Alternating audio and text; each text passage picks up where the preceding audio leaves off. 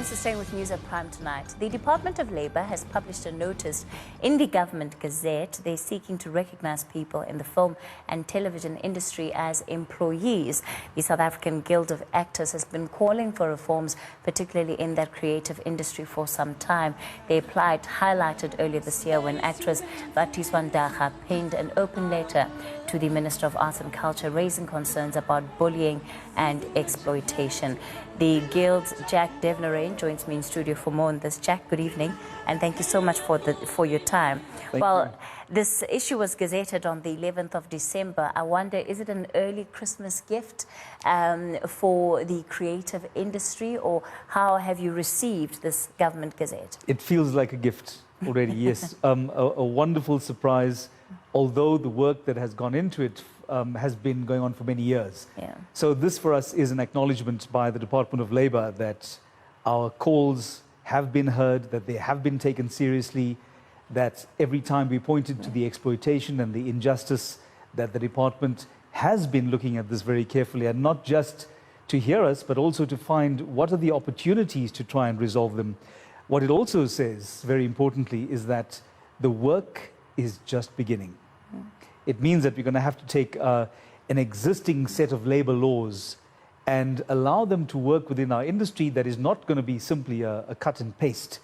We will have to look very carefully at the nuances that make our industry unique and different to other industries, and to see how actors, crew, other freelancers working within film, television and in theatre are going to be protected by the labor laws, even if it means that they're going to have to be adapted for use.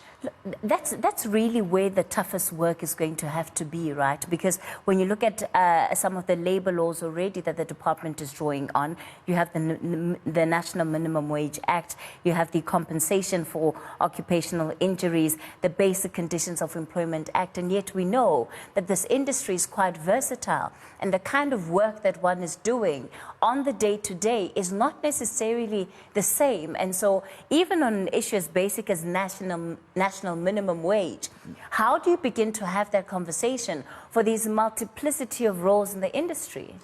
It's one of those big starting points. It's wonderful to have a national minimum wage. The question is, does it necessarily apply to us? Because traditionally in our industry, we rely on contract. So we would be able to sign a freelance contract with a producer, and the broadcaster will ensure that then our work will be brought onto this production as a platform. Now, for example, if you have to look at some of our most famous actors in the country and ask yourself, will they be satisfied to earn a minimum wage for delivering their performances that have made them famous in the country and possibly famous around the world? And the answer to that is no, they will not be satisfied. They will have to have some element of the right to negotiate a rate that gives some acknowledgement, that gives them credit for the years of experience, for their talent and for the following that they have. So again, national minimum wage, does it apply? Not necessarily. We need to be able to adapt that so that people who are at their prime, who are earning the kind of money that they should be earning, especially when you look at the equivalent rates that should be applied to actors of their stature in other industries around the world, they should be earning some seriously good money. So where then does that rate come from? Does it come from the national minimum wage? No. It comes from the right to negotiate the contract, and that's just for starters, how we're going to have to adapt this so that it's not necessarily cut and paste. But even when it comes to that rate, of course, what you're talking about is something and is a process that is awfully subjective at times, and the precedent that has been set in the country is one that actors are currently complaining about. So how do you think you'd be able to move that conversation to the next level while still enshrining and ensuring that these rights, these newly attained rights, would still be protected? It might be a distraction to start the conversation off with the national minimum wage. What we should be doing instead is to look at where the exploitation and the injustice happens. That is then when we start looking at the Basic Conditions of Employment Act and the Labour Relations Act. These are two important pieces of labour law that helps to regulate the rights and the obligations of employees and employers in the workplace. And this is where we find that freelancers within the film, television and theatre industries are not being protected. So if we can't rely on legislation to protect our rights, we must then revert to what we have already contained in contract, and contract is structured to favor the producers and to favor the broadcasters. So there isn't the kind of protection we're looking for. If, however, we are able to draw on basic conditions of employment and labor relations, you'll find that the territory starts to change. Now, for example, under the Labor Relations Act, for the very first time, we will have the right to engage in collective bargaining. That means actors, crew, directors, producers, broadcasters will all be able to sit around the negotiating table and decide on the rules that would fit and would be working for each one of those elements, and it would be worked out equally so that nobody's going to be suffering the injustice. I imagine that there would be a significant amount of pushback, again, because from one production house to the other, there are certain arrangements that may work better depending on what exactly is the product that is being worked on at any given time.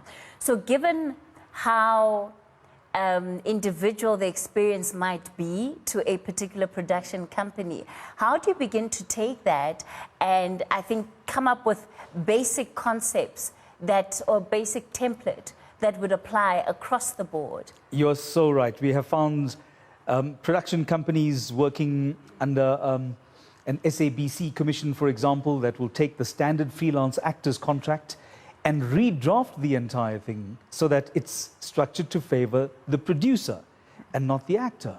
And we've had facilitation companies that are dealing with major international feature films and commercial productions. And these organizations have gone on record to say that any form of regulation within our industry is going to be counterproductive. So these are the kinds of producers, production companies and organizations that have stood up to say, regulation does not suit us. And of course it doesn't, because this is the industry that has been exploited for so long that people have taken it for granted that we can sell our freelance services cheap. And this is exactly what we are trying to change. So we will be looking very carefully. A very good example, and this is going to be part of our conversation, is that as a freelance actor, if I'm working for more than 22 hours per week, I'm already considered to be an employee according to SARS. However, the production company doesn't acknowledge that I'm not seen as an employee under labor laws. So here's an opportunity then for us to have labor on one side and SARS on the other side, both speaking the same language. This helps us to create regulation within the industry. It gives us certainty. And in our view as SAGA, it's going to allow us to attract a lot more investment into the sector. The more you speak, unfortunately, all I hear is the prolonging of the process of actually getting to finality, simply because, again, you'll need to get consensus from all these multiple stakeholders that need to be involved and be part of the process. And as you've already mentioned, many of which have been pushing back. The reason why this need has arisen is because people simply haven't been doing right out of their own conscience for the benefit of the industry. How long do you think it's going to take to get there? It's going to take years. And the important thing is that we have basically a declaration of intent from the Department of Labor. And that already is a huge credit to the process, because it says it has begun in earnest. And I think this is a wonderful opportunity for us to hear the submissions that will be made by organizations like SAGA, like the PMA, like SASFED, like the IPO, the Independent Producers Organizations. And we want to identify those organizations that are in favor of the minister's proposal and those that object to the minister's proposal. That's going to be very helpful in us deciding on the way forward, because ultimately South Africa stands as an anomaly along the rest of the world in terms of our industry and the lack of formal regulation through statute. When one looks at what would be included in those benefits, right, and the extent to which many people, again, in the industry take work on a freelance basis, you've got things like annual leave and paid annual leave, maternity leave, sick leave. These are of course, all issues that currently are not covered. But to the extent that things like annual leave and paid annual leave is an option, how do you see that going down with production houses who are saying, well, if you're not on the job and we can't shoot, we simply can't pay you because we need other hands? Absolutely right. And this is why it's important for us as SAGA to say we have to continue the conversations with production companies and with broadcasters, because we are not sitting here saying that it's going to be an automatic process where labor laws can exist in a replicated form within our industry. We are saying on record that these labor laws will have to be adapted. So, of course, it will mean that there will have to be a lot of back and forth and negotiation. We're the first ones to say, if a voiceover artist, for example, is going into studio to record a 30-second radio advert, and all they're doing is that they're using their voice, they spend a maximum of maybe 30 minutes in that studio. Does that voiceover artist, do they then have all labor laws applied to them in that instance? And logically, it cannot be.